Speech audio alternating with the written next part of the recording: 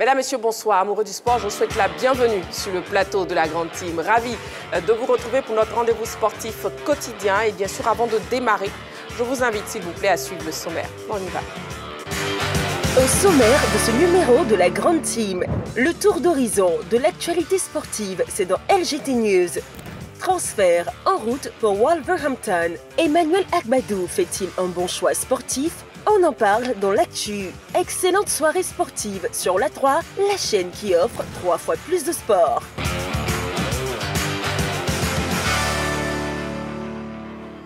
Voilà la question LGT en route pour Wolverhampton. Emmanuel Agbadou fait-il un bon choix sportif? Vous pourrez donc nous appeler au 27 21 59 93 99 ou bien continuer de nous écrire justement sur la page Facebook de La 3. 90 minutes d'émission en votre compagnie, en direct bien sûr sur La 3, la chaîne qui vous offre 3 fois plus de sport. Nous serons donc ensemble ce mercredi soir jusqu'à 22 h avec moi, mais aussi avec Coach Alain. Coach Alain, bonsoir. Bonsoir Marie-Christine. Comment vous allez? Je vais super bien. D'accord. Henri-Joël, bonsoir. Bonsoir Marie-Christine. Comment vous allez? Très très bien. Et puis Jean-Philippe, bonsoir. Bonsoir Marie-Christine. Comment vous allez Jean-Philippe? Off. Je vais bien. Ah, Jean-Philippe, ne cassez pas l'ambiance. Off. Qu'est-ce que c'est que ce off? Off. Off. Je vais bien. Voilà, c'est mieux. La chute est préférable. Voilà, la première rubrique de cette émission, bien sûr, c'est LGT News, où on vous donne l'essentiel de l'actualité sportive. Et c'est maintenant.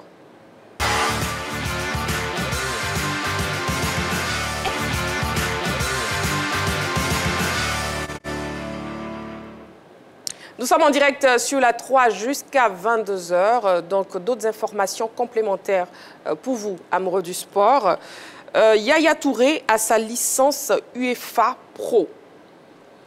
Les nouvelles sont bonnes pour Yaya Touré. En effet, l'ex-international footballeur ivoirien devenu entraîneur vient de recevoir sa licence UEFA Pro, un diplôme qui lui permet d'entraîner désormais n'importe quel club ou sélection. Henri-Joël.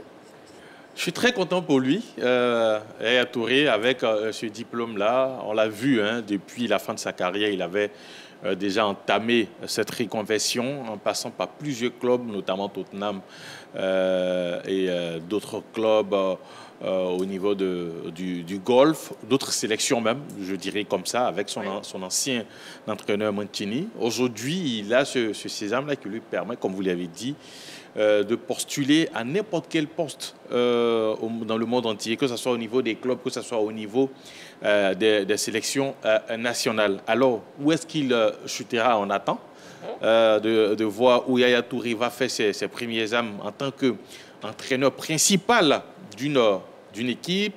Est-ce que ça sera un petit club du côté de l'Angleterre ou dans un autre pays pour pouvoir se faire, je dirais, ses examens avant de chercher à avoir un gros club?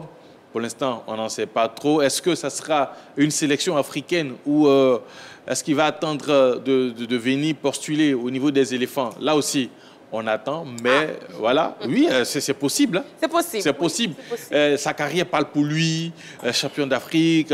Véritablement, il a été l'un des joueurs de la génération dorée à partir de cette sélection avec, je dirais, le trophée le plus important sur le continent. Ouais. Donc aujourd'hui, quand même, il a la légitimité. Hein. Et d'ailleurs, son discours, normalement, doit passer auprès de ces jeunes frères qui sont aujourd'hui en sélection. Moi, je veux conclure toujours en disant que pour moi, c'est le meilleur joueur ivoirien de tous les temps. Voilà, Yaya Touré, c'est le meilleur joueur ivoirien de tous les temps. Talent, palmarès combiné, il n'y a pas d'égal. Yaya Touré, c'est le meilleur. Et là, je suis très content pour lui. En tout cas, Yaya Touré qui a sa licence UEFA Pro. Voilà. Et puis, équipe de France, Didier Deschamps n'ira pas au-delà de 2026. Didier Deschamps, le sélectionneur des Bleus, a fait une annonce importante ce mercredi. Il ne poursuivra pas sa fonction à l'issue de la prochaine Coupe du Monde, quel que soit le parcours de l'équipe de France à cette compétition pour laquelle elle n'est pas encore qualifiée. Il s'arrêtera là, âgé de 56 ans. Oui, Didier Deschamps est à la tête des Bleus depuis 14 ans. Coach Alain, oui, un petit mot quand même sur... Ben, écoutez, depuis quelques années, je pense que ça murmurait un peu du départ de Didier Deschamps. Certains annonçaient même Zinedine Zidane, Thierry Henry, tout cela. Ben, je pense qu'il a vraiment tout donné à cette équipe de France. Et vraiment, bon vent à lui. On espère qu'il va partir de cette sélection avec une qualification à la clé. Voilà, et puis on attendra de voir le remplaçant de Didier Deschamps. Et puis, à l'heure de retour en Hollande, Jean-Philippe, on en parle. À l'heure de retour en Hollande, un pays qui lui réussit très bien, l'international ivoirien Sébastien Haller devrait poser ses valises normalement du côté de la formation d'Utrecht, qui est 3e du championnat hollandais. Un club qu'il a connu déjà, avec lequel il a inscrit 45 buts en 90 rencontres. Ouais. Il faut dire simplement que le parcours de l'international ivoirien était assez atypique depuis l'entame de sa carrière. Lui qui a été formé à l'âge du Auxerre avant de rejoindre la formation d'Utrecht. Et il avait été pistonné par Erik ten Hag. C'est un nom que tout le monde connaît aujourd'hui. Former manager de l'équipe de l'Ajax d'Amsterdam, qui malheureusement n'a pas eu de franc succès avec l'équipe de Manchester United. Et de cette formation d'Utrecht, il avait rejoint l'équipe allemande de Francfort avant de signer quelques temps plus tard à West Ham en Angleterre. Et de West Ham, il était reparti en Hollande à l'Agence d'Amsterdam pour se relancer, où il a réalisé sa meilleure saison, une saison formidable. Et de l'Agence d'Amsterdam, on connaît tous l'histoire, Borussia Dortmund, la maladie, il revient sur les pelouses, il remporte la CAN avec les éléphants, il essaie de se relancer. Les choses ne se passent pas trop bien avec l'équipe de Borussia Dortmund parce que il lui a été reproché en interne, même si ça ne lui a pas été dit, je dirais, frontalement. Le pénalty manqué qui a empêché pour certains dirigeants le titre de la formation de Dortmund du côté championnat de l'Allemagne. Et à partir de ce moment-là, dirigeants et entraîneurs se sont mis à la recherche d'un autre attaquant, Sébastien Haller, qui avait eu toutes les garantie d'être titulaire et d'être relancé dans cette équipe de Dortmund, a vu arriver Guirassy. Il a demandé donc à être prêté au dernier jour du mercato. La seule équipe qui était disponible était la formation de Leganés. En Espagne. Vu que ça joue au football, ben, sûrement qu'il allait pouvoir se relancer. Mais on a constaté que Leganés était l'une des formations les moins offensives de ce championnat, avec des schémas tactiques qui ne le mettaient pas en selle. Finalement, c'était un prêt improductif. Et là, Utrecht, qui est 3e du championnat de Hollande, a tout fait pour le récupérer. Et petite information là-dessus, l'équipe d'Utrecht a vraiment mis tous les moyens pour avoir Sébastien Haller. Elle le considère comme un membre de la famille parce que son salaire est quand même très élevé pour cette équipe. Donc les dirigeants ont pris pratiquement 72 heures pour faire les montages financiers nécessaires afin qu'ils puissent intégrer assez rapidement, hein, franchement. Et donc, on attend que la signature soit faite et de retrouver Sébastien Haller sur le terrain. D'accord. Haller, en tout cas, qui quitte Leganés et qui retourne en Hollande. Voilà. Et puis, oui, une autre information, Nigeria, Eric Chelle. Eric Chelle, nouveau sélectionneur. Le Nigeria a officialisé hier mardi la nomination d'un nouveau patron de l'encadrement technique de sa sélection nationale. Il s'agit d'Eric Chelle. Le technicien malien retrouve une sélection quelques mois après son éviction du Mali. Il a pour mission de qualifier le Nigeria pour la prochaine Coupe du Monde 2026. Eric Chelle, qu'on connaît très bien ici en Côte d'Ivoire, ex-sélectionneur des... Oui, ex-sélectionneur du Mali. Oui. Et puis, quelqu'un que j'ai côtoyé pendant 1 an et demi au Mali. Et Eric Sékou Chelle a été un très bon sélectionneur. C'est vrai qu'il a été éliminé par la Côte d'Ivoire, ce qui est d'ailleurs normal parce qu'on jouait à domicile.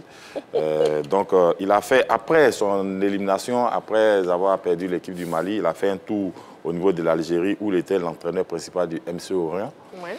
Et c'est pendant cette saison-là que le Nigeria l'a contacté. Et je pense que là, ils font une très bonne affaire. Et je suis sûr que le match Nigeria-Côte d'Ivoire va vraiment... Ça serait un match de feu parce qu'il a ça, il a cette défaite-là toujours à travers la gorge. Et il dit partout où il sera.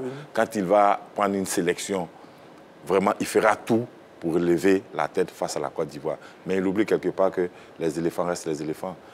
C'est mon ami, je lui souhaite bonne chance et j'espère bien qu'il va apporter cette qualification que le Nigeria recherche depuis un certain moment. Bon vent à lui et surtout bonne chance dans sa nouvelle mission. Il va rencontrer aussi le Mali, on verra. Il faut donner une information, Oui, Jean-Philippe. Marie-Christine, c'est que Éric Sékou-Chel, bon, c'est un rappel, il est natif quand même de la Côte d'Ivoire. Ouais. Il est né ici. Oui, il est né en ici. Côte d'Ivoire. Donc, il a un lien très fort avec ce pays-là. C'est vrai que... pour être fort, le lien est vraiment fort. On le charrie, mais je pense que sa volonté de nous battre, surtout avec le Mali, maintenant qu'il est avec le Nigeria, sûrement, bon, qu'il va passer à autre chose. Ah, on espère. Mais par contre, nous, face au Mali, on ne passera pas à autre chose. Pas du tout. En tout cas, l'information est donnée. Éric Chel, le technicien malien, le nouveau sélectionneur du Nigeria. Voilà pour LGT News. On passe à présent au focus de ce soir où nous avons un invité. On part au focus.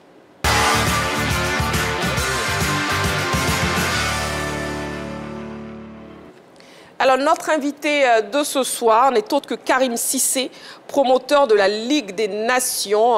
Nous le recevons sur le plateau de la Grande Team pour parler justement de son événement. Karim Cissé, on vous laisse vous installer confortablement. Installez-vous, je vous en prie. Promoteur de la Ligue des Nations Babi. Ça va, vous êtes bien installé? Bonsoir, Monsieur Cissé, vous allez bien? D'accord. Alors, merci d'être présent sur le plateau de la Grande Team. Et puis, d'où vous êtes venu l'idée déjà de créer cet événement, cette Ligue des Nations? De quoi s'agit-il concrètement, s'il vous plaît? Alors, déjà, Karim Cissé, président de CASIA 03, Comité d'action sociale des Ivoiriens et Amis de la Côte d'Ivoire, qui milite pour la bonne intégration des Ivoiriens sur le territoire français. D'accord. Et dans CASIA 03, vous avez deux volets, le volet sportif et le volet social. Alors, le début de cet événement, j'ai suivi un mouvement national en France appelé la Cannes des quartiers. Okay. Donc, j'ai décidé de l'organiser dans ma région, sachant qu'il y avait beaucoup de jeunes qui arrivaient de part et d'autre de différents pays. Donc, il fallait mettre ça en place pour faciliter l'intégration de ces jeunes. D'accord, donc c'est la genèse du projet. Et ici à Abidjan, vous organisez donc la Ligue des Nations Babi. C'est ça. Et quel bilan faites-vous déjà du nombre d'éditions que vous avez organisées auparavant? Alors, nous sommes assez contents des éditions passées parce que l'objectif pour nous, c'était d'arriver à fédérer toutes les communautés vivantes sur notre sol et enfin de pouvoir créer du lien et de valoriser le vivre ensemble. Et aujourd'hui, c'est chose faite. Déjà parce que nous avons commencé la première édition avec 4 nations, notamment la Côte d'Ivoire, le Comore, le Soudan et la Guinée. Et sur la dernière édition, j'ai réussi à fédérer 16 nations représentatives de l'Afrique et de l'Europe. Donc, c'est assez bien pour nous. Assez satisfaisant, Ouais, d'accord. Ligue des Nations Babi, pourquoi? Ligue des Nations Babi, parce que Babi, c'est un terme propre aux Ivoiriens. Donc, la Ligue des Nations, par exemple, en France, j'appelle ça la Ligue des Nations Montlu. La Ligue des Nations Montlu. Montluçon, c'est la ville. D'accord. Et ici, vu que ça va prendre l'ampleur nationale, il faut l'appeler Babi. D'accord, donc c'est pour ça Ligue des Nations Babi. C'est ça. Ok, on comprend bien. Et vous avez même comme ambassadeur à l'ex-international Harouna Koné. Pourquoi ce choix? Exactement, parce que Harouna Koné, tout d'abord, voilà, je me reconnais dans son militantisme, tant sur le plan social et le plan sportif.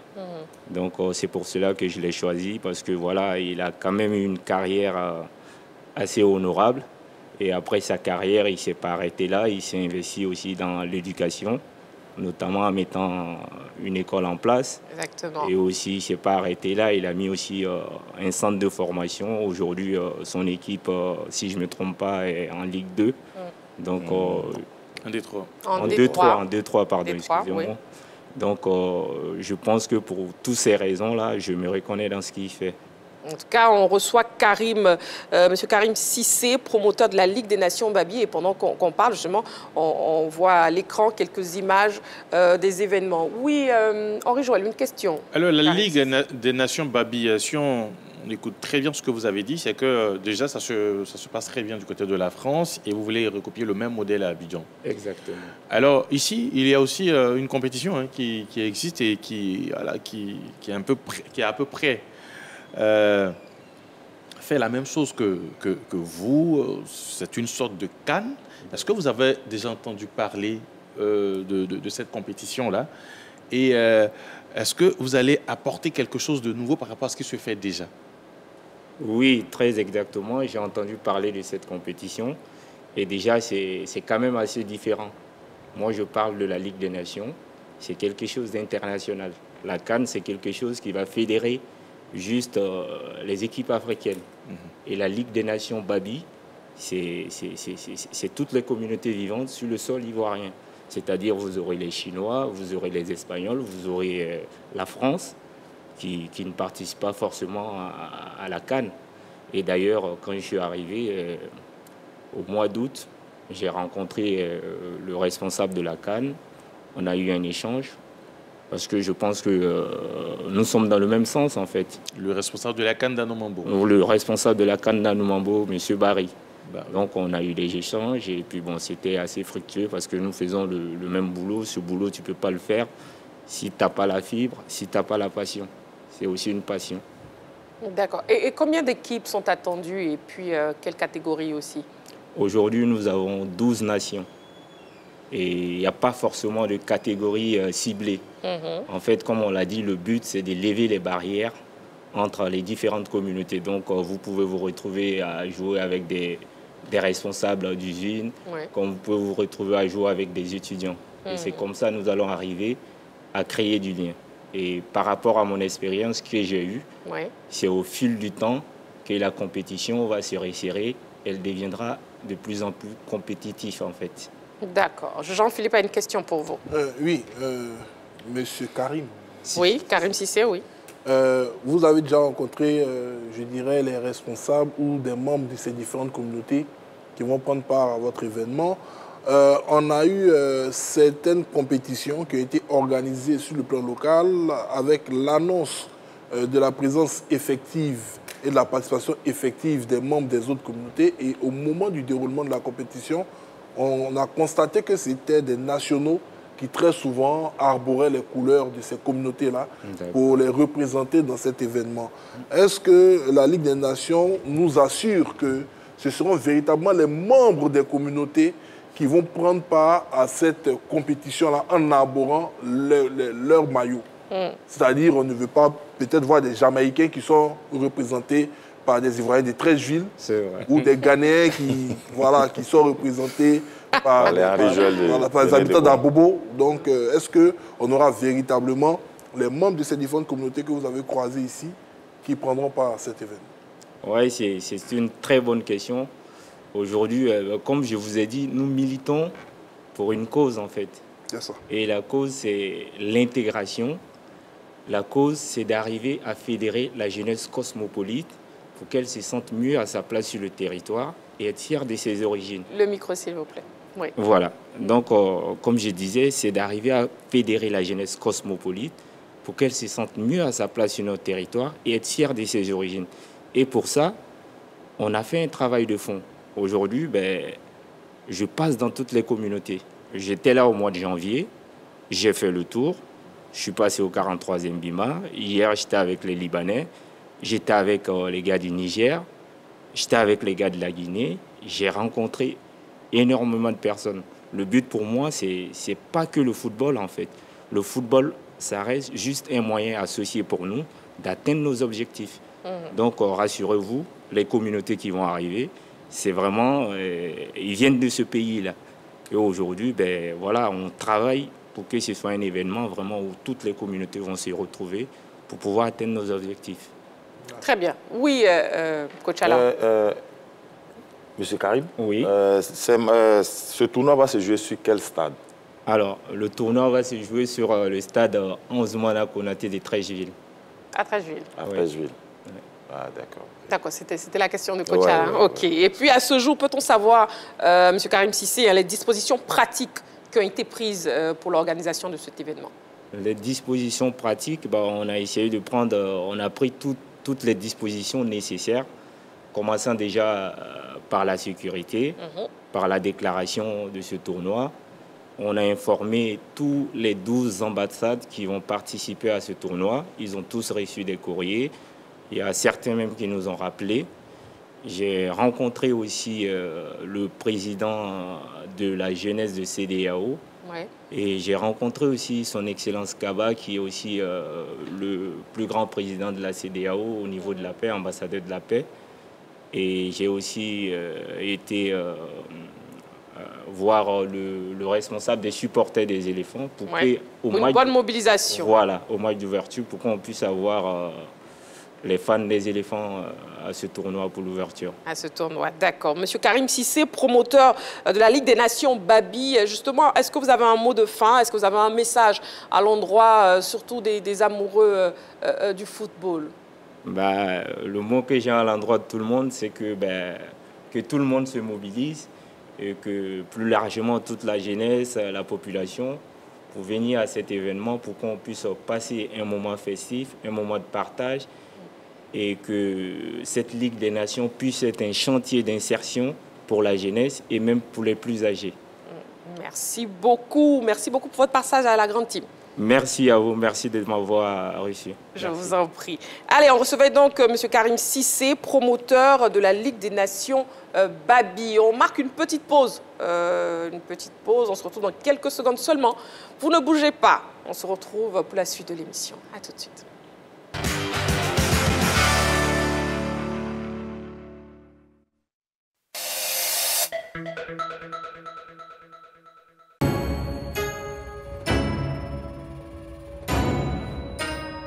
L'élite du football asiatique s'affronte sur les terrains. Une tentative de réparation, la frappe et l'ouverture du score.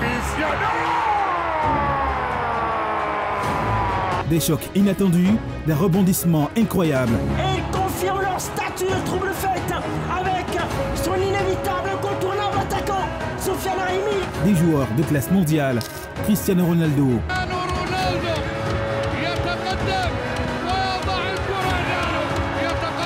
Karim Benzema. Pour le 3-0 d'Al-Ittihad qui Wallo s'envole dans cette rencontre de plus en plus. Contre-pied parfait. Neymar Junior.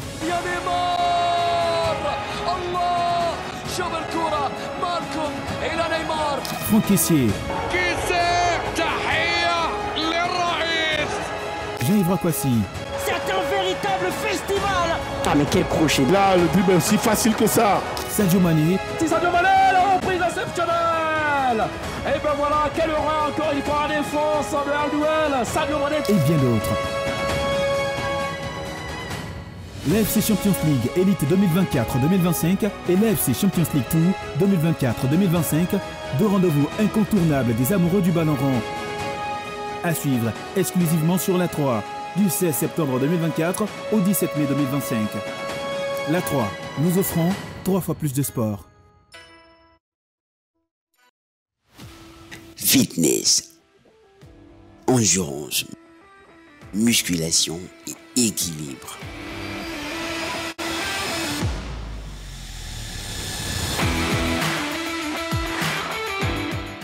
Easy Gym, le rendez-vous des amoureux du sport, à voir sur la 3 du lundi au vendredi à 18h25. La 3, nous offrons 3 fois plus.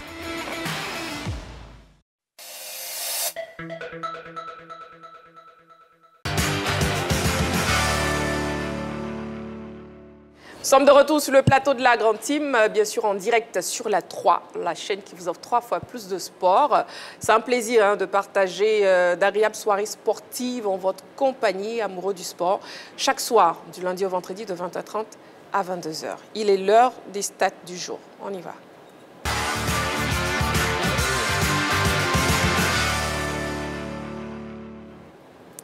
Allez, on part avec les stats du jour. 42. Le défenseur burkinabé Issoufou Dayo est devenu le meilleur buteur de l'histoire de la RS Berkane avec 42 buts.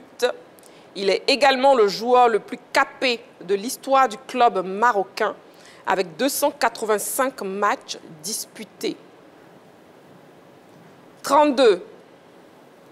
L'Angola est le pays qui a le plus progressé au classement mondial FIFA en 2024, avec 32 places gagnées entre le 1er janvier et le 31 décembre, passant de la 117e à la 85e place. Dans cette période, les Palancas Negras ont enregistré le bilan suivant, 18 matchs, 11 victoires, 6 nuls et une seule défaite concédée face au Nigeria en quart de finale de la CAN 2023. 0. Les 4 clubs d'Afrique francophone engagés en Ligue des champions de la CAF n'ont enregistré aucune victoire après 4 journées dans la phase de poule. Il s'agit du TP Mazembe, de l'AS Maniema Union, du Djoliba AC et du Stade d'Abidjan. Et pour débriefer les stades du jour et pour la suite de l'émission, nous avons été rejoints déjà par Emechiche. Bonsoir Emechiche. Bonsoir Marie-Christine. Comment vous allez? Je vais très bien. D'accord, ravi de vous retrouver. Mais c'est un bonheur de vous revoir tous les jours. Oh, merci beaucoup. J'espère que vous êtes installé confortablement avec... Oui, bien encadré, bien encadré. Dis donc, je vous donne une meilleure place la prochaine fois, ne vous inquiétez pas. Vous pouvez changer, vous pouvez lui permettre de changer de place. L'invité il est déjà installé, c'est beau. Parce que le monsieur de l'autre côté, je ne le veux pas. Vous ne voulez pas qui? Le monsieur de l'autre côté. Coach Alain, on vous menace comme ça en direct sur le plateau. On va régler les comptes tout à l'heure. D'accord, les comptes seront réglés. Bien fait. Et puis sur le plateau, nous avons un invité, oui, monsieur Kanga Vilasco dit Donkoff, président et formateur justement d'Emmanuel Agbadou, le sujet de l'actu de ce soir. Bienvenue sur le plateau de la Grande Team. Merci. Voilà, et puis avec vous, on sera ensemble jusqu'à 22 h. C'est bon? C'est bon. D'accord, président. On commence avec les stades du jour. Donc déjà, qu'est-ce que vous inspire les performances de Issoufou Dayo, Jean-Philippe? Issoufou Dayo. D'abord, la première information, elle est assez intéressante, c'est qu'il est défenseur. Et il est le meilleur buteur du club. Bon, ça me laisse un peu pantois concernant un club comme RS Berkane qui, de sa, je dirais, je ne vais pas parler de sa jeune création, mais de sa jeune éclosion sur la scène continentale, ayant remporté déjà des compétitions continentales, n'a pas de buteur ayant marqué quand même plus de 50 buts. Et c'est Dayo qui est le défenseur et qui a déjà 42 buts et qui est le meilleur buteur. Bon, je pense que peut-être ce sera à l'entraîneur de voir s'il n'y a pas une possibilité de le faire jouer un peu plus en avant. Voilà. Mais c'est une très bonne chose. Je suis content pour ce joueur-là, international burkinabé, qui s'en sort très bien du côté du Maroc. Oui, qui s'en sort très bien, vous l'avez dit. On pourrait dire même qu'il a un modèle pour les jeunes footballeurs africains. Emechiche? Oui, c'est un modèle à ce niveau de la compétition, marqué 42 buts, mais rappelons qu'il est quand même dans ce club depuis 2016. Ah, il y en a bien longtemps. Depuis 2016, donc 2-3 buts par saison, ça fait toujours l'affaire. Et donc c'est un modèle pour nos jeunes, parce qu'il faut savoir dépasser sa fonction de défenseur. Oui, oui, nous-mêmes, à notre modeste niveau, nous avons été buteurs aussi à des moments donnés avec nos clubs, notamment avec l'Africa Sport d'Abidjan, avec l'équipe nationale de Côte d'Ivoire. Mongueï Gueye, Luerifin et Lago Patrice ont été des buteurs.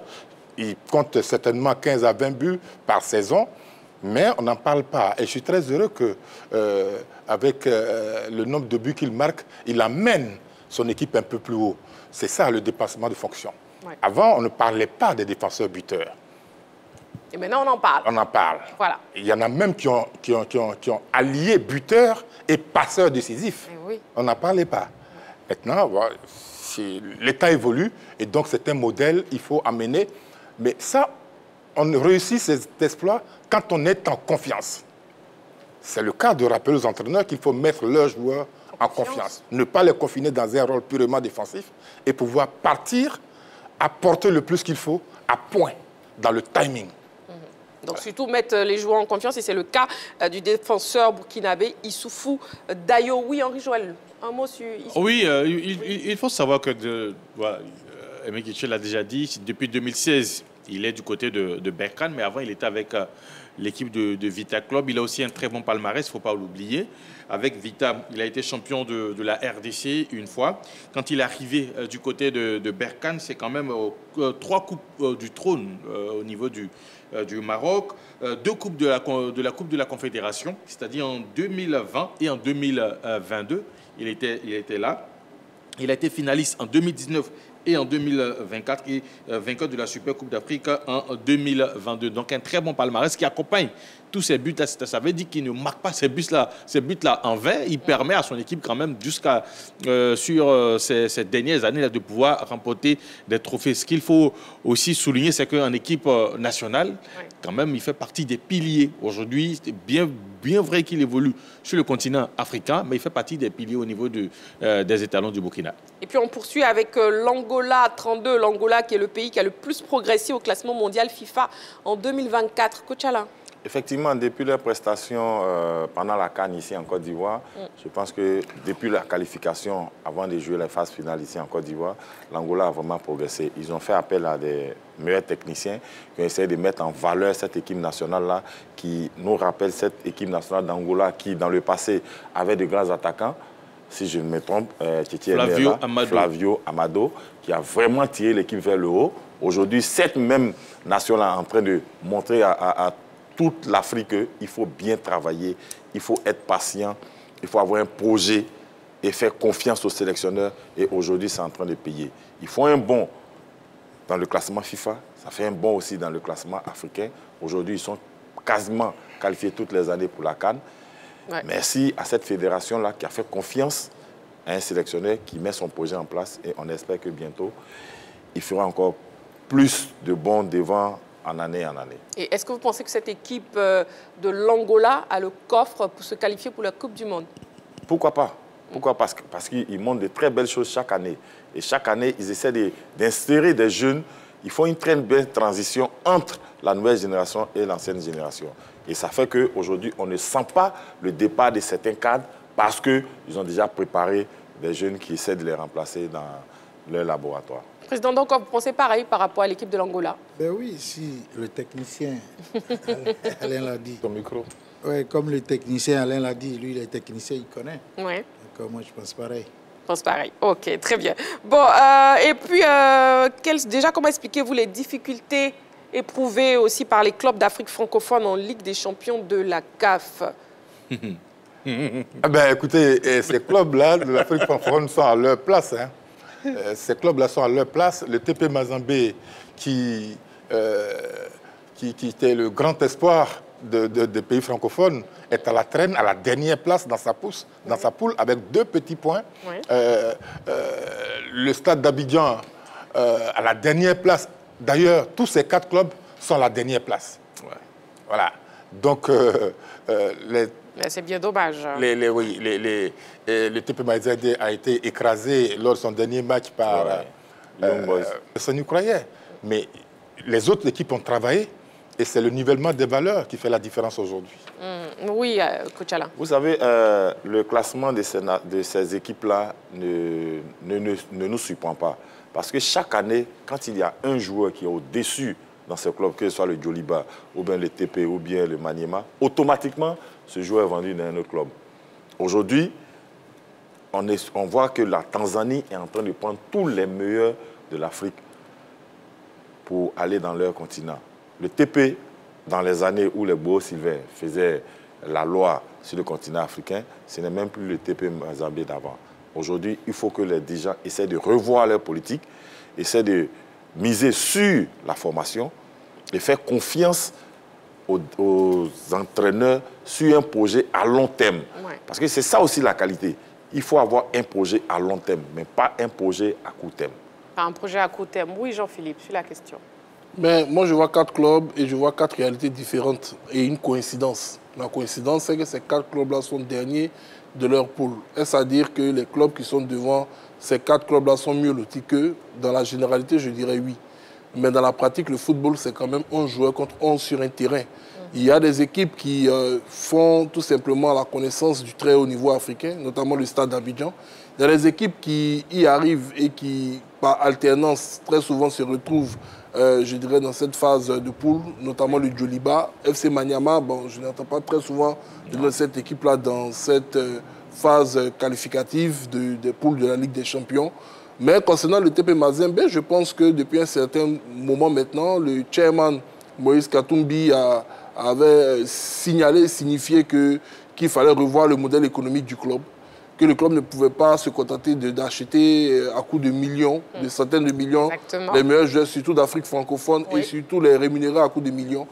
Il a investi énormément d'argent dans la construction d'un stade. Il a investi également énormément d'argent dans la mise en place d'un centre de formation. Je pense que pour l'instant, son club est en train de voir mûrir les différents garçons qui sortent de ce centre-là. Et puis lorsque la politique va très bien, la politique sportive bien évidemment va très bien se passer, on va retrouver le grand TP Mazembe. Je pense que c'est une phase de transition.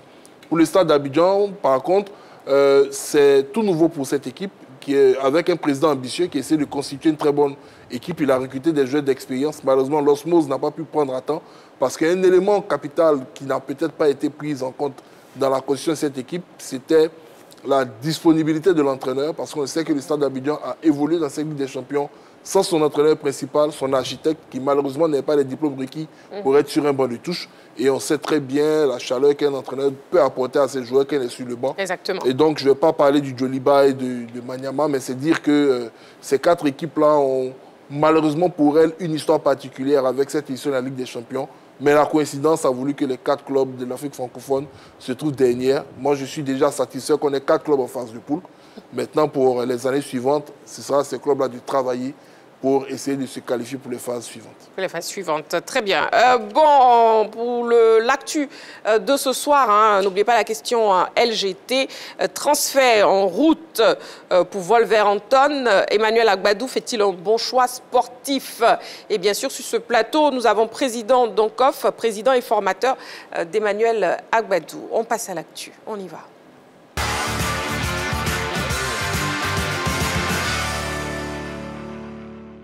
Président Donkoff, ça va? Vous allez bien? Oui, ça va très bien. Vous passez une agréable soirée?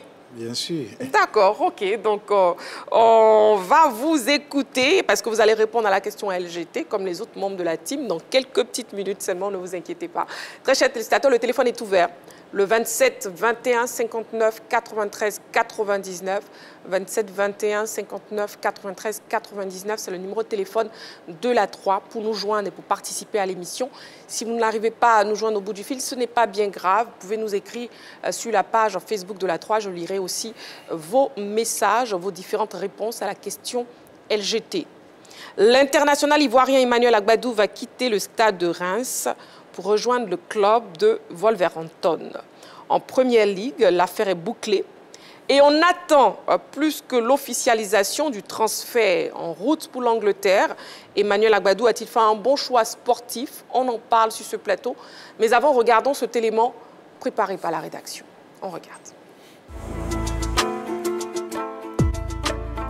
Selon tous les spécialistes, l'affaire est déjà conclue. L'international ivoirien Emmanuel Agbadou a signé un contrat de 4 ans et demi avec une année en option avec le club anglais de Wolverhampton. Le transfert est évalué à 20 millions d'euros, soit un peu plus de 13 milliards de francs CFA. Selon la presse française, le joueur a déjà passé la visite médicale. L'officialisation du transfert est donc imminente. Emmanuel Agbadou quitte ainsi le stade de Reims, club où il est arrivé en juin 2022 en provenance de l'écurie belge du CAS Eupen. Avec son professionnalisme et ses performances en défense centrale, font rapidement de lui un des chouchous du stade Auguste Delaune. Emmanuel Stade de Reims, il dispute au total 80 matchs et marque 4 buts quand se présente l'opportunité du transfert à Wolverhampton à la faveur du mercato d'hiver. Le club anglais a fait une offre à laquelle ni le club ni le joueur n'ont résisté. Ainsi, le petit garçon formé à l'académie d'Oncof avant de découvrir la Ligue 1 ivoirienne avec le FC San Pedro va réaliser son rêve d'évoluer dans la Première Ligue, le meilleur championnat au monde.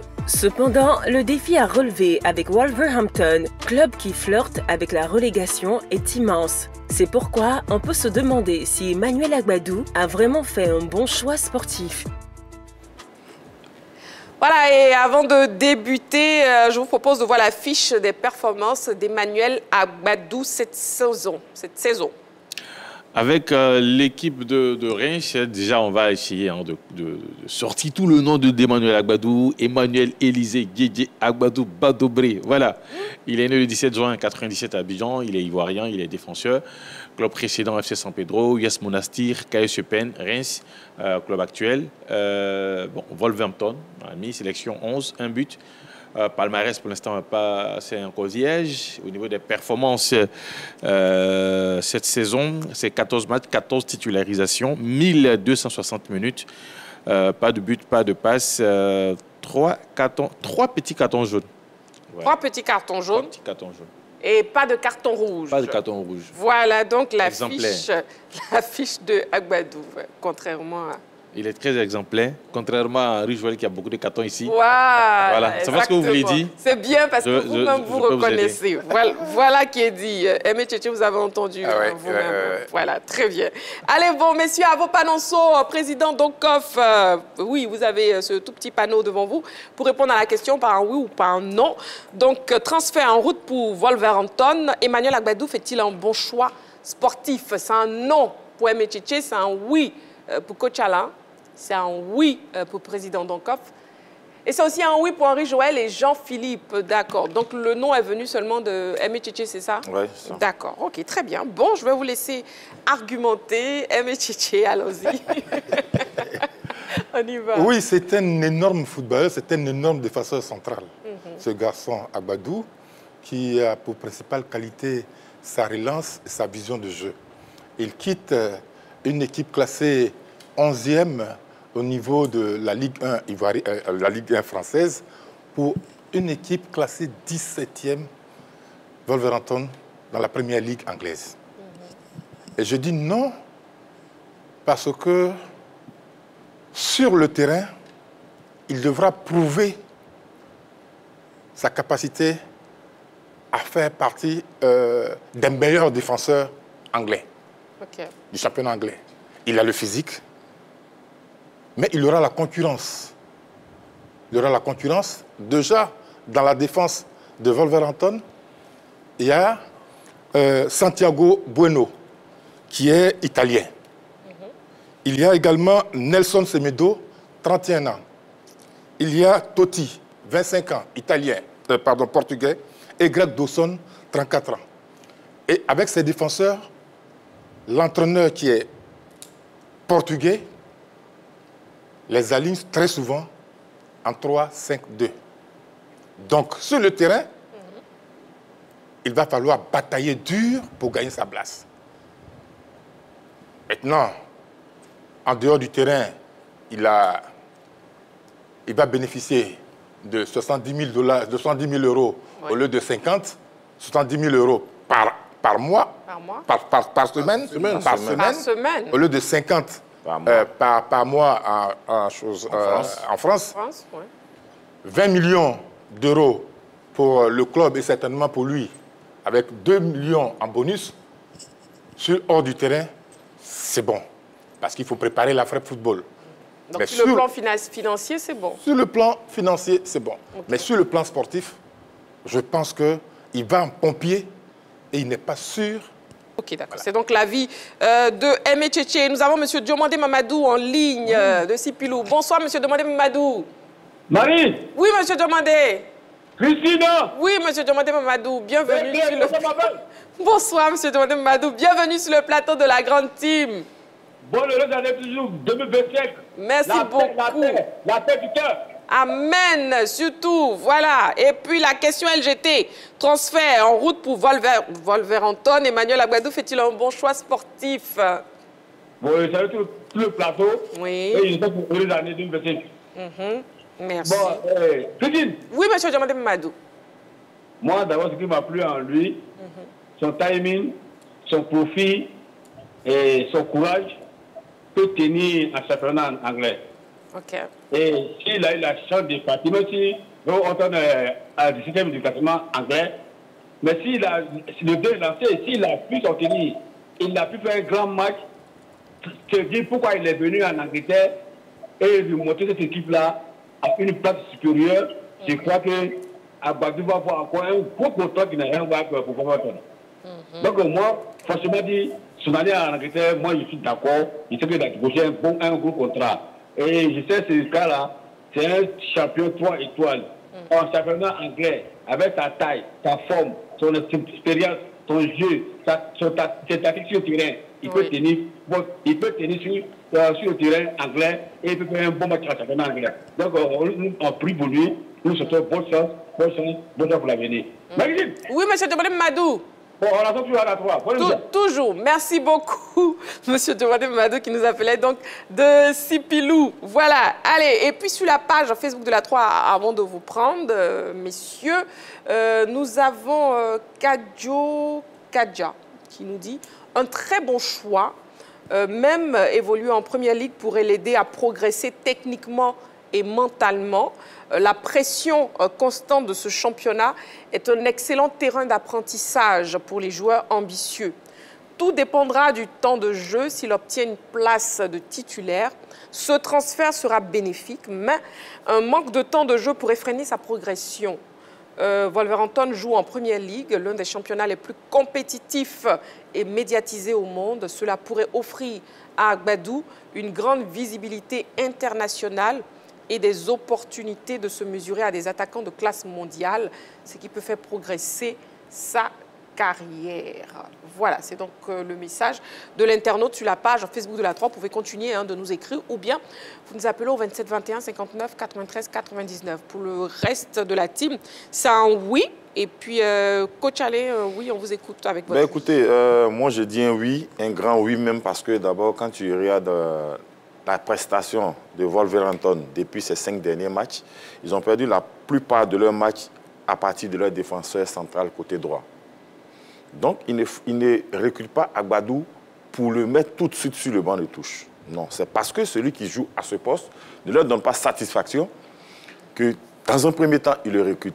Ça, c'est la première option d'abord qui est à son avantage. Deuxième chose, il aime les duels. En Angleterre, il est capable de gagner des duels. Il a une très bonne relance. Il est capable, à lui seul, d'être un maître, un leader dans cette défense. Déjà, quand je prends le joueur lui-même, il est parti de zéro. Aujourd'hui, il devient un héros. Il faut savoir qu'il est parti de Donkoff, où personne ne savait qu'un jour, il allait se retrouver quelque part. Après, il va à FC San Pedro, où il fait ses armes. Après, il va en Tunisie. Il devient le maître à jouer. Il part en Belgique. Aujourd'hui, il fait partie des meilleurs défenseurs africains pendant les éliminatoires de la CAN. Parce que sa paire avec Ndika nous a rassurés pendant de nombreux matchs. Quand vous regardez cette équipe de Wolverhampton jouer, comme je l'ai dit, pendant les 5 derniers matchs, c'est sur le côté droit, quand le latéral qui joue piston est tout le temps parti, derrière, la couverture est mal assurée. Parce que celui qui est là est un trentenaire. Donc, récupérer un jeune joueur qui a la vitesse, qui a la capacité de réaction et qui est dur dans les duels, c'est un avantage pour eux. Je pense que dans les premiers matchs, ça sera difficile de garder tout de suite sa fraîcheur. Parce qu'il arrive en Angleterre où il y a d'abord le foie, il y a la langue, il y a tout ça. Mais en tant qu'un grand champion, il va tout de suite s'imposer dans le jeu et dans l'agressivité. D'accord. Donc, il fait un bon choix sportif. Très bon choix pour sportif. vous, coach Alain. OK. Nous avons un appelant, Monsieur Koloko Germain de Yopougon. Bonsoir, Monsieur Koloko Germain. Bonsoir, Marie. Bienvenue sur le plateau de la Grande Team et bonne année 2025. Voilà, bonne heureuse année également. Ce voilà là. Ouais. D'accord. Bon, on vous écoute. Ben, Emmanuel Agbadou, pour moi, il a fait le bon choix. Oui. Parce que son nom, il y a Agba dedans. Agba, c'est un peu baoulé. Bon, je pense que Harry Joël en sait quelque chose quand on dit Agba. Parce que parmi les plus baoulés, c'est les plus nombreux. Et puis, il y a Dou à côté. Donc, un Agba qui est Dou peut évoluer. Donc, il peut avoir la chance. C'est vrai que hier, je n'ai pas eu le direct. Sinon, pour Seko Fofana, j'allais revenir là-dessus. Mais pour Seko, pourquoi il a quitté là-bas, on lui a demandé de garder ses cheveux, mais il n'a pas pu. Ah bon, hein, d'accord. Voilà. On a bien compris. C'est pourquoi il a quitté l'Arabie Saoudite. Sinon, s'il avait gardé ses cheveux, il serait resté.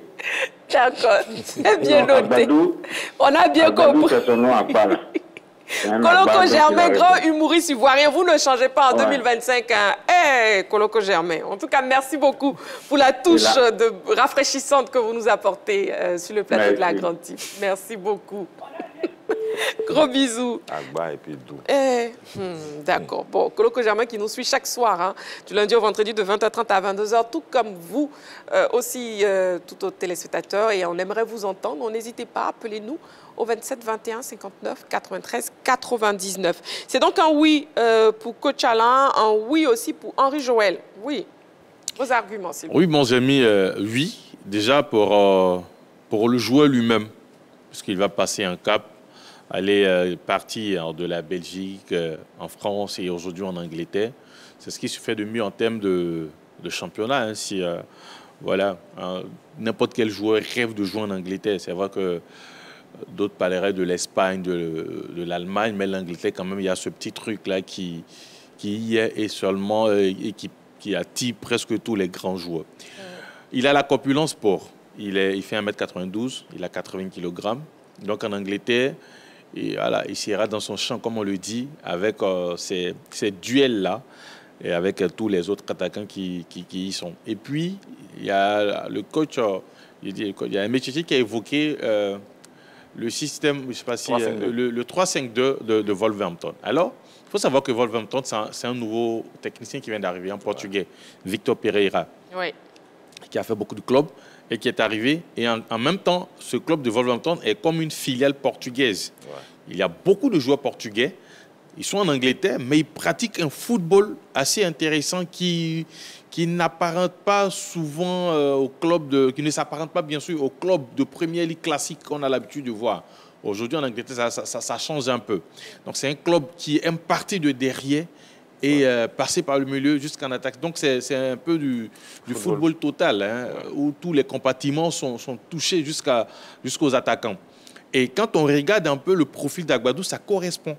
Parce qu'aujourd'hui, en termes de relance, au niveau des défenseurs centraux, quand on prend, bon, je prendrais même en Côte d'Ivoire ici, il fait partie des meilleurs, ça, il n'y a rien à faire. Donc, capable de faire une passe depuis sa défense jusqu'en attaque. Casser les lignes. Casser les lignes pour permettre à un attaquant de marquer. Et dans un système à 3, on a besoin de ce genre de défenseur. Donc, il pourrait très bien rentrer dans les plans. Il pourrait très bien rentrer dans les plans de Victor Pereira. Et d'ailleurs, c'est pour cela qu'il va le chercher. Puisque lui, il vient d'arriver, il a ce mercato quand même, puisqu'il hérite d'un effectif qui n'était pas sien. Donc, il hérite d'un effectif. Donc là, il va essayer de faire son petit marché en janvier là, pour essayer de repositionner le club. Parce que le club est 17e. Et depuis, il faut rappeler que depuis son arrivée, quand même, il y a un regain. Il y a un regain de vitalité, il y a un regain de bonne forme au niveau de cette équipe de Wolverhampton. D'ailleurs, ils ont battu Manchester United 2-0 récemment. Donc, c'est un club qui fonctionne bien.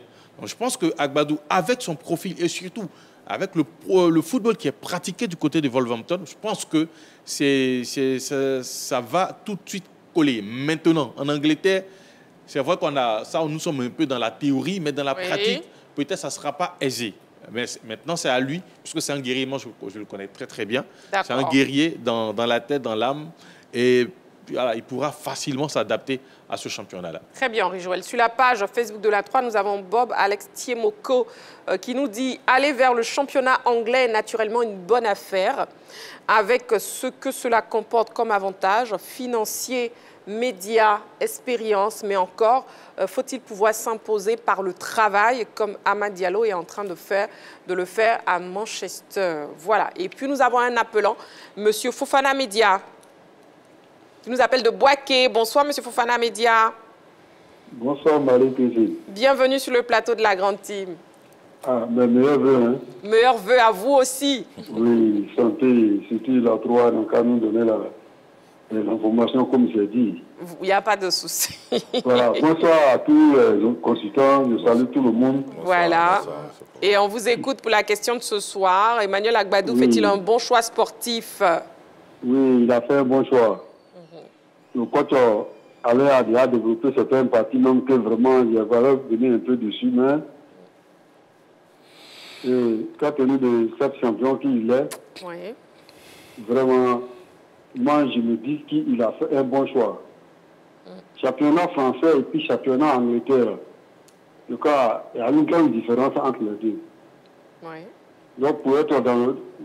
Moi, on a appuyé bon Dieu pour lui, pour ne pas... Il va être blessé. Sinon, il a fait un bon choix pour aller en Angleterre.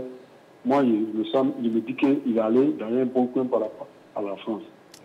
Les Français, il y a d'autres joueurs qui restent toujours en France. Là. Après, on en parle la suite après. Donc, vraiment, il a fait un bon choix. D'accord. Donc, ce que je peux dire, c'est ça. D'accord. Bonne émission à vous. Merci beaucoup. Développer ce qu'il faut développer. Vraiment, bonne soirée à vous et bonne émission. Et Dieu nous garde nous tous. Amen. Voilà. Merci beaucoup, M. Fofana Média. Merci beaucoup de participer à l'émission. M. Fofana Média qui nous appelle donc de Boaké. En route pour Wolverhampton, Emmanuel Agbadou fait-il un bon choix sportif? Président Donkov, je vous garde pour la fin. Donc, restez en forme. Jean-Philippe, oui, on vous écoute. C'est aussi un oui. On écoute vos arguments. Bien sûr que c'est un oui. Un gros oui pour le choix d'Emmanuel Agbadou. Voyez-vous, quand un joueur est à la croisée des chemins, quand il est sollicité, il doit tenir compte de certains aspects de sa carrière avant de se décider. Quand on signe quelque part, on a des objectifs personnels et il y a les objectifs collectifs, ceux du club. Mais la plupart du temps, je pense que les joueurs mettent en avant leurs objectifs personnels. Qu'est-ce que ce club va m'apporter avant de se poser la question de qu'est-ce qu'on va apporter au club. Donc déjà, en faisant le choix d'aller à Wolverhampton, il fait le choix d'aller en Angleterre. Ouais. C'est vrai qu'il signe à Wolverhampton, mais son premier choix, c'est d'aller en Angleterre. Le meilleur championnat du monde, où il va être confronté à de bien meilleurs joueurs que ceux qu'il a eu à rencontrer au niveau de la Ligue 1 française. Il faut dire qu'Emmanuel Agbadou n'est plus un jeune joueur. Je ne parle pas de l'âge, mais je parle de l'expérience. Il s'est imposé au fil du temps dans toutes les équipes où il est passé. C'est assez impressionnant, hein, parce qu'il y a certains joueurs qui arrivent, qui ont la chance de migrer d'un club à un autre, sans pour autant s'être affirmés comme des piliers de ces clubs-là. Mais pourtant, lui, il était un pilier du côté de la formation du FC San Pedro. Ouais. Il était un pilier du côté de la formation de Monastir. Il est parti à KSC Penn, en Belgique, où il était un pilier là-bas. Il est venu du côté de la France à Reims. Au départ, ce n'était pas trop évident. L'entraîneur qui était là ne le faisait pas trop jouer. Mais quand il a eu la confiance de l'entraîneur, il a terminé pratiquement capitaine de cette équipe de Reims. Donc, un tel garçon, moi, je ne peux pas avoir peur concernant ses capacités d'adaptation. Et surtout, ce qui fait son caractère, c'est que c'est quelqu'un d'ambitieux. Donc, cette ambition-là, il va partir avec elle du côté de ce club anglais. Il aime relever également les défis et les challenges. Quand il venait au Stade de Reims, le Stade de Reims n'était pas, je dirais, le club qu'il est aujourd'hui du côté de la France. Et donc, on pouvait se poser des questions sur ce choix. Mais aujourd'hui, il a su repositionner ce Stade de Reims-là, entre guillemets, sur la carte du football français. C'est vrai que cette saison, ce n'est pas trop ce qui est attendu au niveau du placement, mais c'est une équipe quand même qui fait partie des rares formations sur ces dernières années à avoir bousculé le Paris Saint-Germain à chacune de leurs rencontres avec un Emmanuel Agbadou stratosphérique. Et je pense que ça reste dans la tête des recruteurs, vu que le club de Wolverhampton, comme l'a si bien dit Henri Joël, est une quasi-filiale comme on appelle, du football portugais, parce que c'est un homme qui s'appelle Jorge Mendes, qui est le meilleur agent sportif portugais, à qui on a confié le recrutement au sein de ce club-là. Donc s'il met son dévolu, s'il coche tout simplement le nom d'Agbadou, ça veut dire qu'il a suivi et qu'il pense que le garçon peut rentrer, disons, dans le format, le schéma de cette équipe. Donc voici pour moi des éléments qui m'ont amené déjà à dire oui concernant son choix. Moi, je ne parle même pas de l'aspect financier qui est complètement différent avec la France. Mais du point de vue sportif, je pense que c'est une excellente chose. Et même en partant à Wolverhampton, pour moi, il fait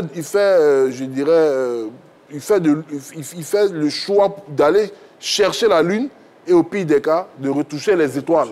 Parce que quand vous partez à Wolverhampton, même demi-saison du côté de l'Angleterre, si vous vous êtes comporté très bien, il est évident que d'autres bons clubs de l'Angleterre ou d'autres championnats vont chercher à vous signer. On a eu ce cas-là avec Maxwell Cornet, quand il est arrivé en Angleterre. Il était arrivé dans un club de milieu bas de tableau, mais quand il a eu à exploser, pendant que ce club partait en division inférieure, il est resté au niveau de la Première Ligue. Donc c'est à Agbadou de saisir sa chance. D'accord. Maintenant, pour terminer, oui. Où ce choix-là s'avère très bon, c'est que de par cette progression qualitative, il va causer quelques problèmes de choix au sélectionneur national. Parce que là, il évolue dans un championnat non seulement UP, mais de très haut niveau. Un tel joueur, il est très difficile pour un entraîneur quand il est en jambes, comment on appelle, de se passer de ses services.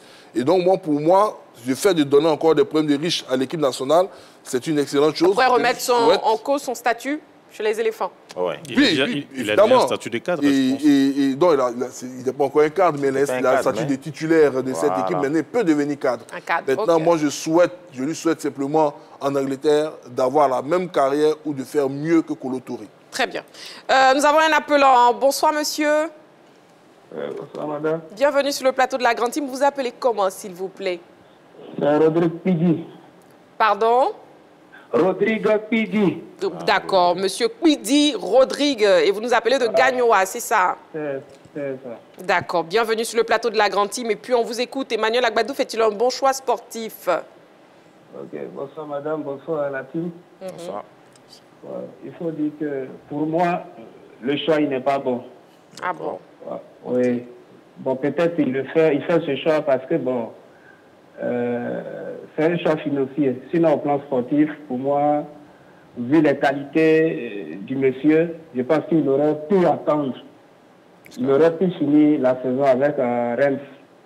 Okay. Et au mercato estival, je pense qu'il aurait eu une meilleure visibilité pour moi. Parce que le Wolverhampton, certes, c'est la première ligue, mais il faut dire que c'est une équipe qui est en train de lutter pour se maintenir.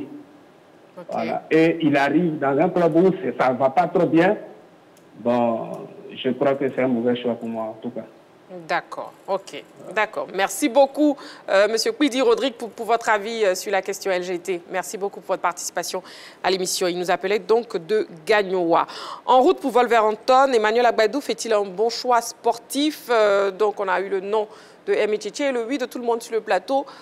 Président Donkoff, président et formateur d'Emmanuel Agbadou, président du club Donkoff. On vous écoute maintenant sur la question. Vous avez donné un oui, on écoute vos arguments. Écoutez, moi je connais Agbadou. Agbadou, c'est un joueur qui aime travailler. Et vous allez voir que à la fin de la saison, peut-être, il pourra aller à Manchester City ou à Liverpool. Hein. Ouais. Moi, je le connais parce qu'il progresse très vite. Il travaille beaucoup. Depuis tout petit, il s'est mis au travail. C'est un grand bosseur. Oui, un grand bosseur. Voilà.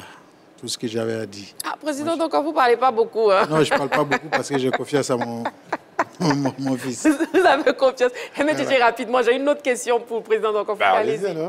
Non, je voulais juste dire que quand on a suivi la progression qu'Agbadou a suivie, San Pedro, Monastir, Belgique, puis la France, honnêtement, aller à Wolverhampton, ce n'est pas le meilleur choix. En tout cas pour moi, ce n'est pas le meilleur choix. Après, il y a des choix financiers que les gens font. Il a 27 ans et je comprends.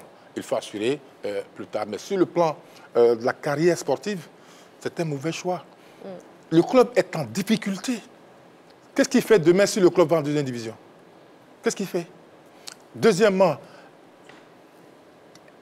qui l'a recommandé au club? Est-ce que c'est l'entraîneur qui l'a choisi ou c'est les dirigeants qui l'ont vu sur le marché, qui ont vu sa capacité et qui ont décidé de le faire venir? Parce que quand tu n'es pas choisi par un entraîneur, je vais te rassurer, si tu n'es pas choisi par un entraîneur, regardez ce qui se passe au Paris Saint-Germain au Colomboigny. Ouais. Un garçon superbe, buteur avec l'Eintracht de Francfort. Quand il arrive à Paris, c'est les dirigeants qui le recrutent. Hein. Quand il arrive à Paris, l'entraîneur dit qu'il ne rentre pas dans son système, il le met sur le banc de touche. Aujourd'hui, il est en ballottage, il ne sait même pas quoi faire. Et vous espérez que cela ne soit pas le cas? Que ça n'arrive pas à ce garçon qui est énorme. Okay. Voilà, c'est tout ce que je veux dire. C'est tout, d'accord, ok. Bon, on verra bien. En tout cas, président Donkoff, justement, parlez-nous un peu, vous qui le connaissez très bien, hein, parlez-nous un peu d'Emmanuel Agbadou, son histoire. Ben, écoutez, Agbadou, c'est un enfant que j'ai eu au centre à Yopougon. À Yopougon, ils sont venus, je crois, à 5. Il y avait même Diagon Parfait avec eux. Ouais. Et tout ça. Bon, son coach formateur, il est là.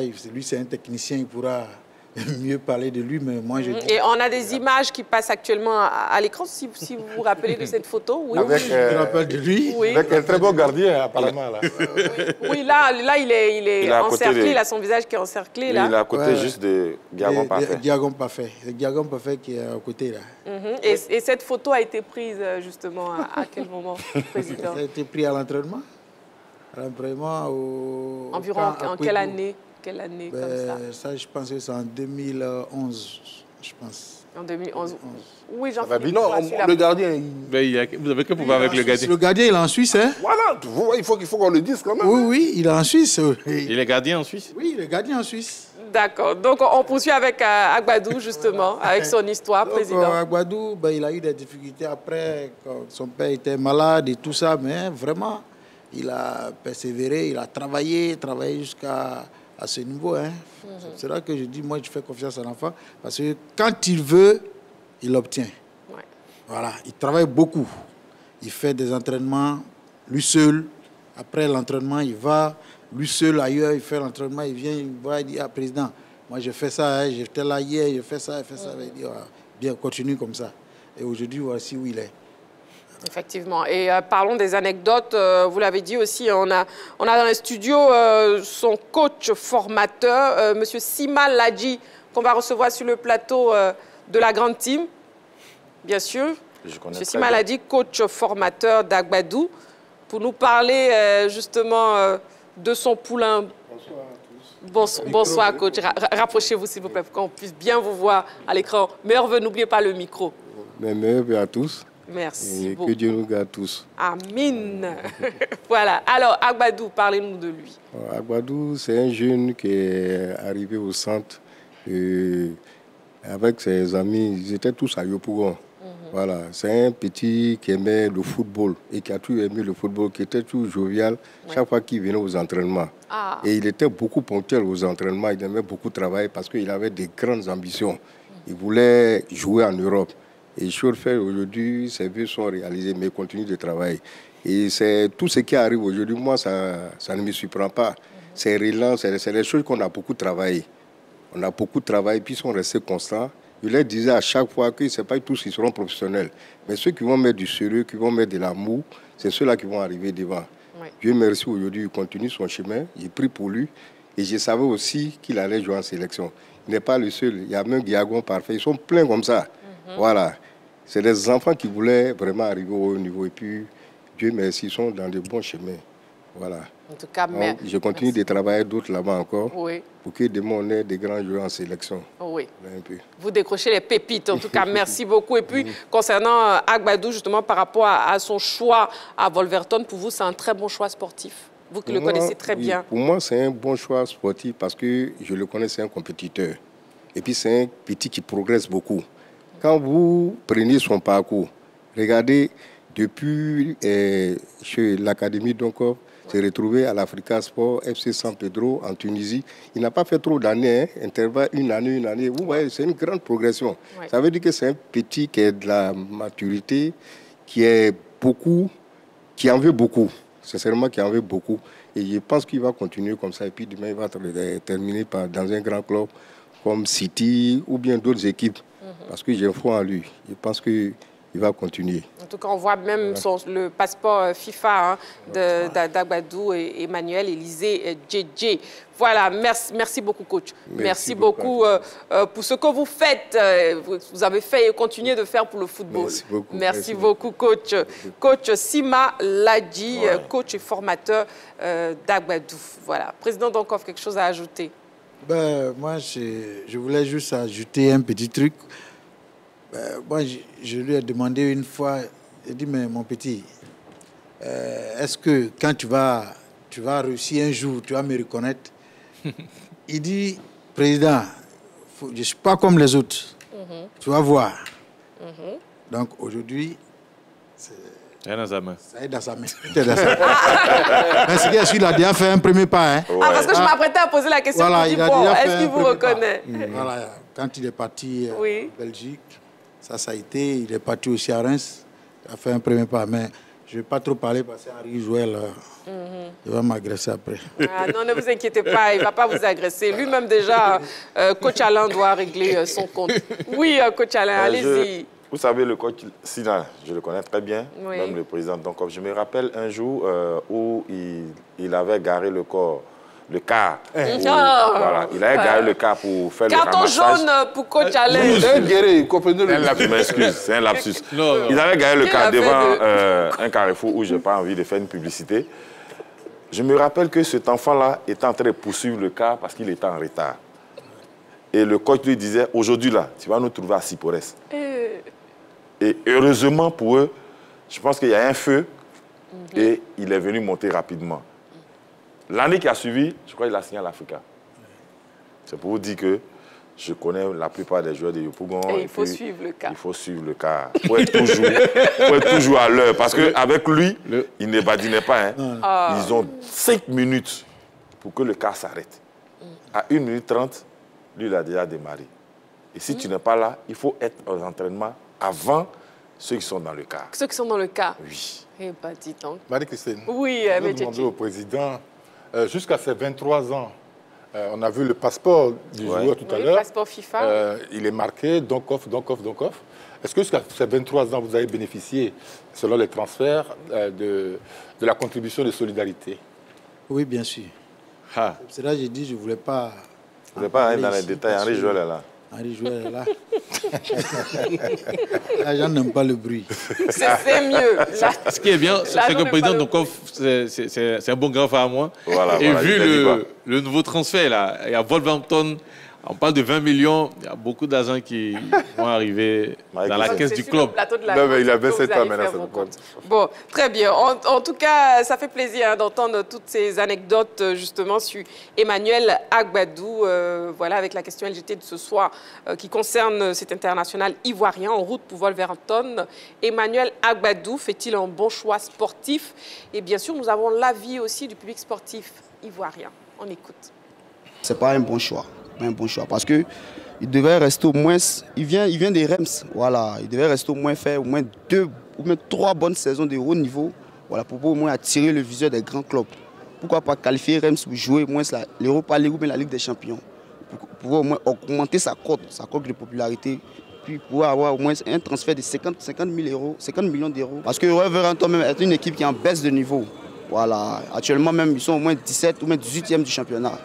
Tendre un peu vers la championship. Moi, je pense que c'est un bon choix pour Emmanuel Agbadou d'aller dans ce championnat-là, parce que ce championnat-là est un championnat très relevé. Et je pense que Jean il peut rehausser son niveau dans ce championnat-là. Je ne blâme pas le championnat français, mais moi, néanmoins, je pense qu'il peut aller en Angleterre. L'Angleterre est plus bon. C'est un championnat très relevé. Voilà, donc il peut un temps soit peu relever son niveau là-bas et aussi apporter un plus à son équipe qui est vers le bas du tableau. C'est un très bon choix. Pouvoir évoluer un peu, grandir un peu, avoir un moral d'acier.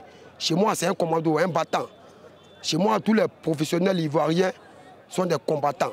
Mais s'ils n'ont pas participé à la Coupe d'Afrique des Nations, chez moi, et tous, c'est des commandos. Donc c'est un bon choix pour moi, pour la CAN à venir. Oui, normalement, c'est un bon choix parce que c'est un bon club. Je pense bien qu'ici, il a signé là-bas. Ils ont regardé plusieurs paramètres avant de signer là-bas, donc je pense que c'est un bon club. Voilà, l'avis donc du public sportif ivoirien. Mais voyons un peu les interrogations aussi de Aimé Tchétché. Hein. Est-ce que justement le fait d'aller à Wolverhampton, un club qui joue le maintien, est-ce que ce n'est pas un manque d'ambition pour un joueur quand même dont le palmarès est vierge? Non, c'est pas... D'abord, Wolverhampton, c'est un club de milieu de tableau au niveau de l'Angleterre. C'est vrai que cette saison, c'est un peu difficile. Le début des saisons n'a pas été assez intéressant. D'ailleurs, ils ont changé d'entraîneur. Et l'arrivée de Pereira, je pense que ça a redonné, ça a redonné quelque chose d'assez intéressant. Même si là, ils ont perdu le dernier match face à Forest à domicile, 3-0. Et Forest, d'ailleurs, c'est le 3e de la Première Ligue cette saison. Il ne faut pas l'oublier aussi. C'est un club qui est en train de se réveiller. Et je pense que lui, son profil, ça va beaucoup intéresser. Pas seulement le club de Wolverhampton. Moi, je vois plus loin avec son profil du côté de l'Angleterre. Parce que ce profil-là est recherché par aujourd'hui tous les entraîneurs modernes. C'est-à-dire un défenseur qui ne dégage pas aussitôt le ballon, un défenseur qui calme le jeu et surtout qui joue même le rôle d'un milieu de terrain. Participe à la construction. Parce que c'est un joueur qui est très polyvalent. Il peut jouer latéral. Avec toutes ses qualités, il peut jouer aller dans un club qui joue le maintien, Jean-Philippe. Mais la réponse est simple. Il est à la croisée des chemins. 27 ans, c'est l'âge de la maturité pour un footballeur. C'est l'âge du Swift, en fait. quand vous arrivez à 27 ans, on considère que vous avez derrière vous entre 7 ou 10 ans d'une carrière et vous reste pratiquement entre 7 ou 10 ans, tout simplement, avant d'arriver au terme de votre carrière. Donc, vous êtes à la croisée des chemins. Moi, je n'ai pas vu, je n'ai pas entendu que Manchester City est venu toquer à sa porte, que le Real est venu toquer à sa porte, que le Barça est venu toquer à sa porte. Et il a regardé ses clubs et il a dit, je vais à Wolverhampton. Non. Il y a un club qui est venu le chercher et le club lui a dit, j'ai besoin de toi. À preuve, regardez les transferts qui se font aujourd'hui un peu partout en Europe. Il ne se faut pas avec énormément de sous. Il y a une crise financière qui a touché le football européen récemment qui fait que, de par, entre guillemets, des montages, de par des ententes, des recrutements se font. Si ce ne sont pas les top players, les recrutements se font dans une certaine proportion. Vous-même, vous l'avez dit, il n'a pas de palmarès. Oui. Il quitte la Belgique, il vient en France, mais ce club-là est capable de mettre... On va prendre Agbadou, mercato hivernal, on va mettre 20 millions d'euros sur lui. Ce n'est pas une somme ridicule du tout. Et surtout, on va lui proposer tel montant comme montant de salaire. Quand on est dans une situation comme Wolverhampton, c'est vrai qu'il y a une situation d'urgence, mais on ne fait pas n'importe quoi. Parce que quand on veut prendre un joueur, c'est qu'on veut s'assurer de la plus-value que le joueur va nous donner. On ne peut pas être dans cette situation et aller recruter un joueur pour venir renforcer le banc de touche. Ouais. On a besoin de quelqu'un qui immédiatement va produire des résultats. Donc moi, je pense qu'il ne se met pas en difficulté en allant dans ce club-là. Voilà pourquoi il parlait des challenges. Il a 18 matchs pour montrer qu'il est au niveau du championnat d'Angleterre. Pas au niveau de l'équipe de Wolverhampton. Hein. Au niveau du championnat, si en fin de saison, le club n'arrive pas à se sauver, que lui réalise une très belle saison, il pourra signer ailleurs. Mais pour moi, lui ne sera venu toquer à sa porte. Pas présenté. Les grands clubs n'ont pratiquement pas recruté cet hiver. Ils estiment que leurs effectifs doivent avoir une certaine stabilité et puis verront en fin de saison pour recruter. Donc lui, il a eu la possibilité d'aller dans un club en Angleterre. Mais pourquoi dire non là où elle s'offre à lui ici? Et s'il a dès la fin de la saison que Wolverhampton se sauvait et qui disait que bon, on va partir sur des jeunes joueurs, parce que c'est ce que tous les grands clubs font aujourd'hui. Ils vont prendre des jeunes joueurs de 23, de 22 ans. Et donc, voilà, lui, il a eu la possibilité de partir. Je pense qu'il a fait le bon choix. On a bien compris vos arguments, Jean-Philippe. Il a été recruté par qui? C'est la grande question. Il a été recruté par le grand Mendes. Donc, Mendes ne recrute pas quelqu'un qui ne peut pas apporter un plus à un club. Donc, si Mendes l'a recruté, c'est que derrière, il y a une plus-value. C'est qu'il sait qu'il va apporter de la stabilité dans cette défense de Wolverhampton. Et je suis sûr qu'il va rendre cette défense-là stable et il va maintenir le club. Et l'année prochaine, il ira ailleurs. D'accord. Emetiti, est-ce que les propos des autres membres de la team vous rassurent? Oui, bon, enfin, ce n'est pas un débat. Hein. Oui. Juste que quand on parle d'agents de joueurs, il faut faire très attention. Les agents de joueurs, regardez par exemple, les gens pensent que Sékou Fofana quitte l'Arabie Saoudite sous un coup de baguette magique. Non, non, non. Ce sont des choses qui sont préparées depuis qu'il est parti de Al Hilal pour Etifak. Il savait qu'il n'allait pas jouer longtemps avec ce club parce qu'il a été recruté pour jouer dans le club phare. Donc, ces agents se sont mis au travail, ils sont allés au contact des clubs et il a réussi à partir à Rennes avec ce conseil. Ça peut être de même pour le garçon Agbadou. Je répète encore, c'est un excellent footballeur. Oui. Mais les agents travaillent toujours dans les coulisses. Ce n'est pas forcément l'agent de Wolverhampton qui vient vers l'agent de... L'agent d'Agbadou peut aller au contact des agents de Wolverhampton. C'est ça qu'il faut savoir aussi. En tout cas, moi, je le souhaite. Beaucoup de succès. Voilà. Beaucoup de succès. Et puis, c'est un international, on a besoin de lui pour les batailles futures. On lui souhaite à tous bonne chance à l'international ivoirien Emmanuel Agbadou, président d'ONCOF. Un mot, un dernier mot, justement. Moi, je lui souhaite beaucoup de réussite dans ce nouveau club. J'espère que la saison prochaine, il va aller à Liverpool ou bien à Manchester City. La confiance. Un autre transfert. Ben oui. Mais il a dit Agba, et puis Dou. Président d'ONCOF, c'est votre dernier mot? Oui, c'est mon dernier mot. D'accord, vous parlez pas beaucoup. Oui, vous agissez dans le secret. C'est ça. D'accord, ok, c'est bien noté. Monsieur Kanga Vilasco dit d'ONCOF, président formateur d'Emmanuel Agbadou et puis président du club d'ONCOF, oui. Son club en Ligue 2, hein, dans la poule de l'Africa. De l'Africa, oui, effectivement. Ils ont battu l'Africa. Il a battu l'Africa cette saison. Il ne parle pas beaucoup. Même si j'ai battu l'Africa, c'est entre nous. Bon, très bien. C'est pas le sujet de ce soir, s'il vous plaît.